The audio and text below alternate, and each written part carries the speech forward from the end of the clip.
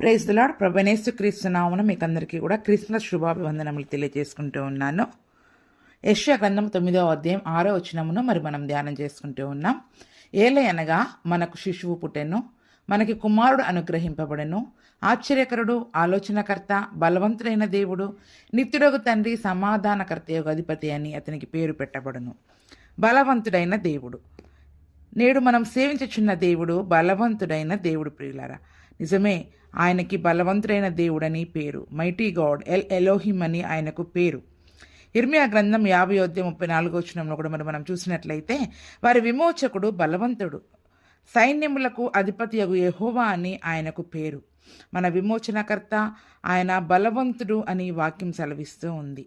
కీర్తన 29:11 కూడా మనం చూసినట్లయితే, యెహోవా తన ప్రజలకు బలమును అనుగ్రహించును, యెహోవా తన ప్రజలకు సమాధానము కలగజేసి వారిని ఆశీర్వదించును అని వాక్యం సెలవిస్తూ ఉంది. దేవుడు మనకి బలమునిచ్చేది వాడు, మనకు సమాధానమును కలగజేసి మనల్ని ఆశీర్వదించేవాడై ఉంటున్నాడు.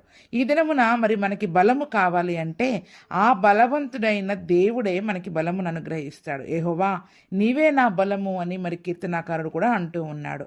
కాబట్టి ఈ దినమున మనకు బలం ఎందుకు కావాలి, మనకు ఎందుకు బలము లేదు అని ఒక్కసారి మనలను గురించి మనము ప్రశ్నించుకున్నట్లయితే అదే విషయం రోమాపత్రికలో రాయబడి ఉంటుంది.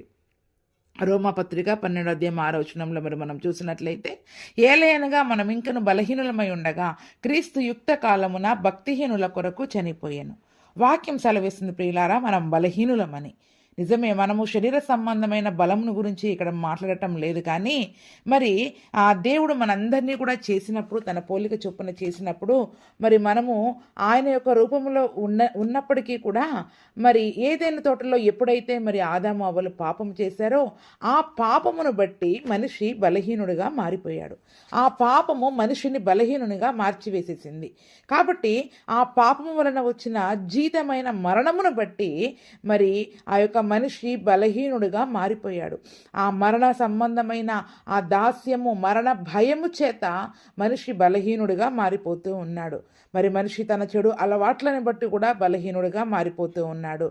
తన పరిస్థితులను బట్టి, కుటుంబ పరిస్థితులను బట్టి కూడా మనిషి బలహీనుడిగా మారిపోతూ ఉన్నాడు. వారికి కలిగిన నిందలను బట్టి, అవమానమును బట్టి బలహీనులుగా మారిపోతూ ఉన్నారు. సాతాను యొక్క బంధకాలను బట్టి మనిషి బలహీనుడిగా మారిపోతూ ఉన్నాడు. నశించిపోయిన స్థితిలో వారు ఉండడాన్ని బట్టి మనిషి బలహీనుడిగా మారిపోయాడు ప్రియులారా. కాబట్టి మనుషులు బలహీనముగా, ఈ లోకములోని మనమందరము బలహీనులముగా ఉన్నప్పుడు మనలను ఆ యొక్క బలహీనతల నుంచి విడిపించుటకు ఒక బలవంతుడు మనకి కావాలి. కాబట్టే మనం బలహీనులమై ఉండగా క్రీస్తు యుక్త కాలమున బలవంతుడైన దేవుడు నీ కొరకు, నా కొరకు ఈ లోకములో జన్మించి ఆయన తన యుక్త కాలమున మనందరి కొరకు ఆ కలువరి సిలువలో మరణించాడు ప్రియులారా. నిజమే, అందరము కూడా నశించిపోయిన స్థితిలో మనం ఉన్నాము. మనం నశించిపోయిన స్థితిలో ఉండడాన్ని బట్టి మనము బలహీనులుగా మారాము. కీర్తనల గ్రంథం 40:2 మనం చూసినట్లయితే, నాశనకరమైన గుంట నుండి, జిగటగల దొంగ ఊబి నుండి ఆయన నన్ను పైకెత్తెను, నా పాదములు బండ మీద నిలిపి నా అడుగులు స్థిరపరిచెను అని కీర్తనకారుడు రాస్తూ ఉన్నాడు. చూడండి, మనందరం కూడా నాశనకరమైన గుంటలో ఉన్నాం, జిగటగల దొంగ ఊబిలో ఉన్నాం. 2024 సంవత్సరాల క్రితం ఆ బలవంతుడైన యేసు ఈ లోకమునకు రావడం ద్వారా ఆ గుంట నుండి, ఆ నాశనకరమైన గుంట నుండి, ఆ జిగటగల దొంగ ఊబి నుండి ఆ బలవంతుడైన యేసు తన హస్తమును చాపి నిన్ను నన్ను పైకెత్తి క్రీస్తనే బండపైన మనల్ని నిలిపి మన అడుగులు స్థిరపరిచాడు. దేవునికి మహిమ కలుగునుగాక. మన పాపములను బట్టి, అపరాధములను బట్టి అపవాది మనల్ని ఆ నాశనకరమైన గుంటలో పడవేసేశాడు. ఆ యొక్క ఊబిలో మనల్ని పడవేసేశాడు. ఆ ఊబి నుండి, ఆ నాశనకరమైన గుంట నుండి, ఆ పాపము నుండి, ఆ మరణము నుండి, ఆ యొక్క దాస్యత్వము నుండి మనల్ని మనము రక్షించుకోలేని బలహీనులముగా మనం మారిపోయాం ప్రియులారా. నిజముగా అటువంటి గుంటలో, ఊబిలో పడిపోయి మనల్ని మనం రక్షించుకోలేని స్థితిలో ఉన్న మనము బలహీనులమే కదా. కాబట్టి మనలను మనం రక్షించుకోలేని, మనల్ని మనం ఆ పాపం నుండి విమోచించుకోలేని, విడుదల పొందలేని, ఆ మరణము నుండి విడుదల పొందలేని, ఆ యొక్క బానిసత్వము నుండి, అపవాది యొక్క బానిసత్వము నుండి విడుదల పొందలేని బలహీన స్థితిలో నీవు నేను ఉన్నప్పుడు ఆ బలవంతుడైన యేసు ప్రభువు మరి ఈ లోకములో జన్మించి, పసిబాలుడుగా జన్మించి, తన యుక్త కాలమున ఆ కలువరి సిలువలో తన రక్తమును కార్చి, తన అమూల్యమైన రక్తమును వెలగా ఇచ్చి మనల్ని విమోచించి కొన్నాడు. ప్రియులారా, దేవునికి మహిమ కలుగును గాక. ఆమేన్. కాబట్టి దేవుడు మనకు బలమై ఉన్నాడు. నీకు ఆ బలమిచ్చుటకు, నిన్ను బలపరచుటకు, నిన్ను లేవనెత్తుటకే ఆ బలవంతుడైన యేసు ప్రభు శిశువుగా, కుమారుడుగా జన్మించాడు. ఆయన జన్మించినప్పుడు శిశువే, కానీ యుక్త వయసులో ఆయన బలవంతుడైన దేవుడుగా నీ కొరకు, నా కొరకు ఆ కలువరి సిలువలో ఆ యొక్క మన కొరకు రక్తము కార్చి మనల్ని మరి బలపరిచినట్లుగా, మనకి బలమునిచ్చినట్లుగా మరి మనం చూస్తూ ఉన్నాం. కీర్తనల 89:8 ఉంటుంది, నీ వంటి బలాఢ్యుడెవడు. అవును ప్రియులారా, ఆయన వంటి బలాఢ్యుడెవరు కూడా లేరు. ఆయన మాటలో బలం ఉంది, ఆయన వస్త్రములో బలం ఉంది, ఆయన యొక్క నామములో బలం ఉంది, ఆయన యొక్క రక్తములో బలం ఉంది, ఆయన పొందిన గాయాలలో బలం ఉంది, ఆయన కుడి హస్తములో, దక్షిణ హస్తములో బలం ఉంది. నా బాహుబలము చేత అని నేను ఐగుప్తులను మిమ్మల్ని విమోచించాను అని మరి దేవుడు అక్కడ సెలవిస్తూ ఉన్నాడు. 18 సంవత్సరముల నుండి బలహీనపరచు దయ్యము చేత నడుము వంగిపోయిన స్థితిలో మరి ఒక స్త్రీ సమాజ మందిరమునకు వచ్చినప్పుడు యేసయ్య తన హస్తమును చాపి ఆమె నడుమును ముట్టి చక్కగా నిలవబడినట్లుగా చేశాడు. అమ్మా, నీ బలహీనతల నుంచి నువ్వు విడుదల పొందావు అని మరి ఆ స్త్రీతో మాట్లాడుతున్నట్లుగా చూసారా ప్రియులారా? ఆమె బలహీనపరచు దయ్యము చేత, బలహీనతల చేత బంధించబడి, సాతాను కట్ల చేత బంధించబడి 18 సంవత్సరాలు మరి అట్టి భయంకరమైన స్థితిలో తను ఉన్నప్పుడు ఆ యొక్క యేసు ప్రభుల వారు మరి బలవంతుడైన దేవుడు ఆ కట్లను తెంపడానికి బలవంతుడు అని మరి ఈ దినమున మరి మనం జ్ఞాపకం చేసుకోవాలి. ఒకవేళ ఈ దినమున మరి మీరు ఏ స్థితిలో ఉన్నా బలహీనుడుగా ఉన్నట్లయితే, అయ్యా నా పరిస్థితి చాలా భయంకరంగా ఉంది, నా యొక్క అనారోగ్యమును బట్టి నేను బలహీనపడిపోతా ఉన్నాను, నా కుటుంబ పరిస్థితులు ఏమాత్రము నాకు అనుకూలంగా లేవు, వాటిని బట్టి నేను చాలా బలహీనునైపోతున్నాను, నా కుటుంబ ఆర్థిక పరిస్థితులు నాకు ఏమాత్రము కూడా సరిగా లేవు, నేను ఆ యొక్క సమస్యను బట్టి బలహీనుడిగా మారిపోయాను అని ఒకవేళ ఈ దినమున మరి మీరు అటువంటి బలహీనతలలో ఉన్నట్లయితే, అటువంటి మరి జగటగల ఊబి వంటి పరిస్థితులలో మరి మీరు ఉన్నట్లయితే, ఈ దినమున ఆ బలవంతుడైన యేసయ్య మన కొరకు జన్మించాడని మరి మనం జ్ఞాపకం చేసుకోవాలి.